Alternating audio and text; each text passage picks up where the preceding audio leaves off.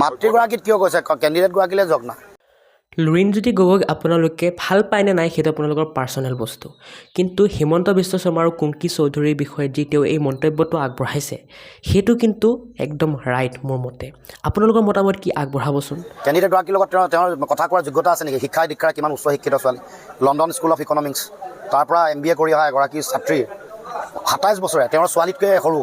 সেইগৰাকীৰ লগত ডিবেট কৰিব পৰা নাই ভাল প্ৰশ্ন সুধিছে যে আজিলৈকে আৰ্টিফিচিয়েল ফ্লাড গুৱাহাটী কৃত্ৰিম বানপানী কিয় নিয়ন্ত্ৰণ হোৱা নাই এইটো মৌলিক প্ৰশ্ন সুধিলে হিন্দু মুছলমান আকৌ খাদ্যলৈ গৈছে গুৱাহাটীৰ যান জঁট কিয় নিয়ন্ত্ৰণ নহয় না আমি গুৱাহাটীলৈ আহোঁ মধ্য গুৱাহাটীলৈ আহক না মুখ্যমন্ত্ৰী মই মধ্য গুৱাহাটীত কিয় বানপানীৰ সমস্যা সমাধান হোৱা নাই মাটিৰ পট্টা পাহাৰ মানুহে কিয় নাপায় কিয় মূল্য বৃদ্ধি নিয়ন্ত্ৰণ কৰিব পৰা নাই গুৱাহাটীৰ যান জঁটৰ ব্যৱস্থা কিয় সমাধান কৰিব পৰা নাই মধ্য গুৱাহাটীলৈ আহক ক'ত গৈছে পাকিস্তানত মুখ্যমন্ত্ৰীয়ে নিৰ্বাচন খেলিব খুজিছে নেকি পাকিস্তানত নিৰ্বাচন খেলিব খুজিছে যদি পাকিস্তানলৈ যাওক তেওঁলোকৰ বিষয়ত আমি অসম জানো মধ্য গুৱাহাটী জানো তেওঁলোকে কোনোবা এগৰাকী বনিয়াক তেওঁলোকে প্ৰাৰ্থিত্ব দিছে বহিৰাগত বনিয়া এগৰাকী প্ৰাৰ্থিত্ব দিছে আৰু এইফালে এগৰাকী আমাৰ যেতিয়া খিলঞ্জীয়া মানুহ এগৰাকী প্ৰাৰ্থী হ'ল উচ্চ শিক্ষিত প্ৰতিভাসম্পন্ন এগৰাকী গুণগতভাৱে উচ্চ মানসম্পন্ন এগৰাকী প্ৰাৰ্থী হোৱাৰ লগে লগে তেওঁৰ মূৰ্খ